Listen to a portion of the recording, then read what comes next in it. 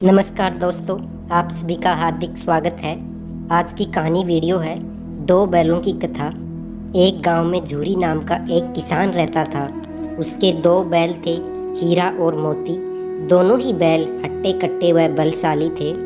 झूरी को उन दोनों से बहुत लगाव था। दोनों बैल भी झूरी को बहुत पसंद करते थे। हीरा और मोती का आपस में इतना लगाव था कि यदि कभी एक खाना न खाए तो दूसरा भी घास को मुंह तक नहीं लगाता था। एक दिन झूरी की पत्नी का भाई दोनों बैलों को अपने साथ ले गया। दोनों बैल इस बात से हैरान थे कि उन्हें गया के हवाले क्यों किया गया है। शाम होने तक दोनों नए घर व नए लोगों के बीच में थे, लेकिन उन्हें वहाँ सब बेगाना लग रहा था। रात को जब सभी सो रहे थे तो दोनों रस्सी तोड़कर झूरी के यहाँ भाग खड़े हुए। सुबह सवेरे ही जब झूरी ने उन्हें अपने यहाँ देखा तो दौड़कर गले से लगा लिया। ये सब देखकर झूरी की पत्नी बिल्कुल खुश नहीं थी। उसने दोनों को खूब खरी खोटी सुनाई और यह निश्चय किया कि दोनों को खाने में केवल सूखा भूसा ही मिलेगा। अगले दिन गया फिर से आकर दोनों बैलों को अपने साथ ले गया। गया पिछले कल की घटना से बेहद क्रोधित था, इसलिए उसने वहाँ भी दोनों को खाने के लिए सूखा भूसा ही दिया। किसी तरह रात कटी और सुबह दोनों को हल जोतने के लिए खेतों में ले जाया गया। हालांकि दोनों ने जैसे एक कदम भी न उठाने की कसम खा रखी थी। दोनों की खूब पिटाई हुई। रात को खाने में फिर भूसा मिला। दोनों निराश खड़े थे कि तभी वहाँ एक छोटी सी लड़की आई और दोनों को एक एक रोटी खिलाकर चली गई। रोटी से दोनों का पेट तो नहीं भरा, लेकिन उनके दिल को सुकून जरूर मिला। पता चला कि उस लड़की की माँ के मरने के बाद वह सौतेली की माँ के पास रहती थी। सौतेली माँ उसे मारती रहती थी। शायद यही वजह थी कि उसे बैलों के लिए अपनापन था।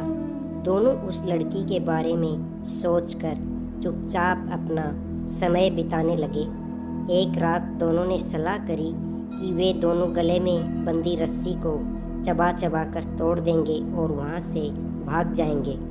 उसी रात जब वे रस्सी को तोड़ने की कोशिश कर रहे थे, वहीं लड़की वहाँ आई और उसने दोनों को रस्सी से आज़ाद कर दिया।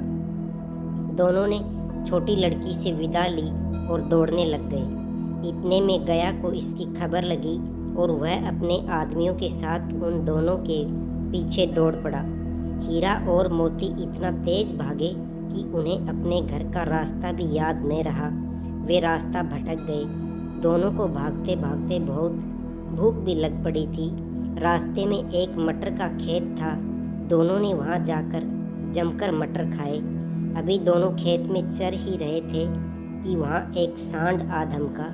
दोनों ने हिम्मत दिखाकर उसे वहां से खदेड़ दिया। इतने में मटर के खेत का सेवक हाथों में डंडा लिए आ पहुंचे।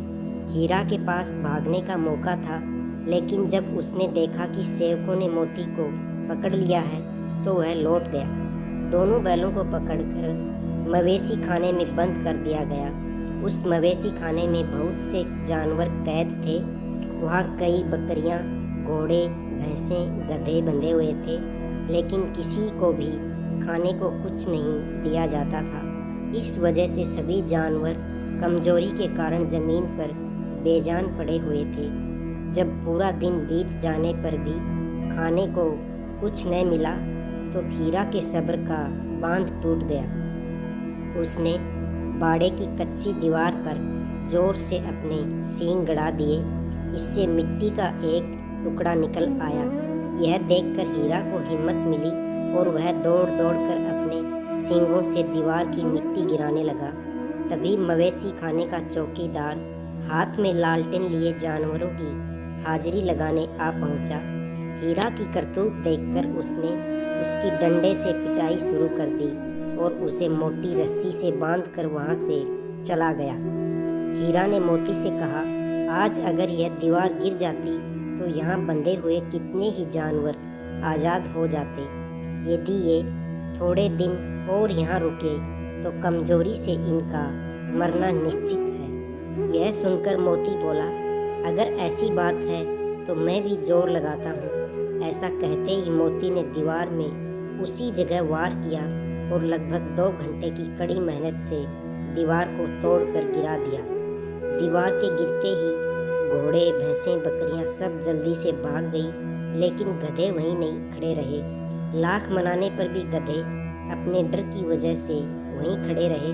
उधर मोती अपने दोस्त हीरा की रस्सी को तोड़ने की पूरी कोशिश करता रहा।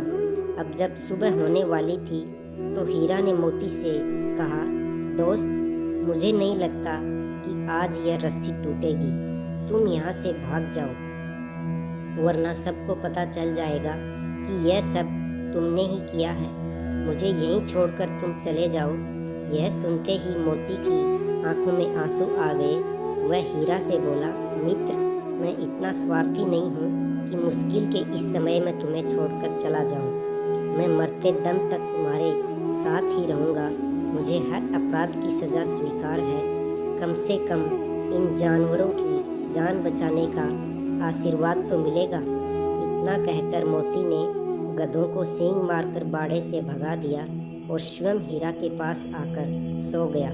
सुबह होते ही चौकीदार, मुंशी व अन्य सेवकों को जब इसकी भनक लगी तो मोती की खूब मरम्मत हुई और उसे भी मोटी रस्सी से बांध दिया गया। लगभग 1 हफ्ते तक दोनों वहीं बंधे रहे, लेकिन उन्हें खाने को कुछ नसीब नहीं हुआ। केवल पानी ही पिलाया जाता। दोनों की हड्डियां निकल आई थी। एक दिन बाड़े के सामने उनकी नीलामी शुरू हुई, लेकिन वो दोनों इतने कमज़ोर थे कि उन्हें खरीदने के लिए कोई तैयार नहीं था। तभी एक आदमी सामने आया और दोनों बैलों को टटोलने लगा। मुंशी से कुछ मोल भाव करने के बाद वह उन दोनों को लेकर चल पड़ा। दोनों बैलों की नीलामी हो चुकी थी। हीरा और मोती दोनों डरे हुए थे। उनसे चला भी नहीं जा रहा था, लेकिन डंडे के डर से बेचारे उस आदमी के साथ साथ चलने लगे। सहसा दोनों को महसूस हुआ कि यह वही रास्ता है जहाँ से गया उन्हें ले गया था।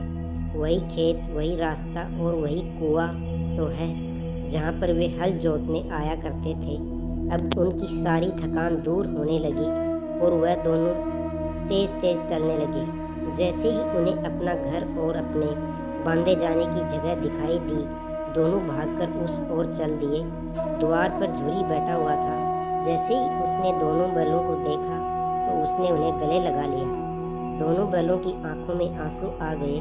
वह आदमी वहाँ बैलों के पीछे पीछे पहुँच गया और उसने दोनों बैलों की रस्सियाँ पकड़कर ली। झूरी बोला, ये मेरे बैल हैं। आदमी ने कहा, मैंने इन्हें मवेशी खाने की नीलामी से खरीदा है। झूरी तपाक से बोला, मेरे बैलों को बेचने का हक किसी को नहीं है। अगर मैं इन्हें बेचूंगा तभी ये बिकेंगे।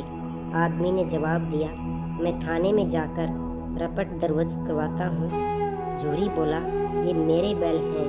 इसका सबसे बड़ा सबूत ये है कि यह मेरे द्वार में खड़े हैं। फिर उस आदमी ने आव दिखाने ताव और बैलों को अपनी ओर खींचने लगा। तब बैलों ने उसे अपने सींगों से खदेड़ दिया और गांव से दूर भगा दिया। दोस्तों, आज की कहानी यही समाप्त होती है। अगर कहानी पसंद आई तो लाइक करें, शेयर करें और हमारे YouTube चैनल को सब्सक्राइब करें। धन्यवाद। जय श्री कृष्णा। राधे राधे।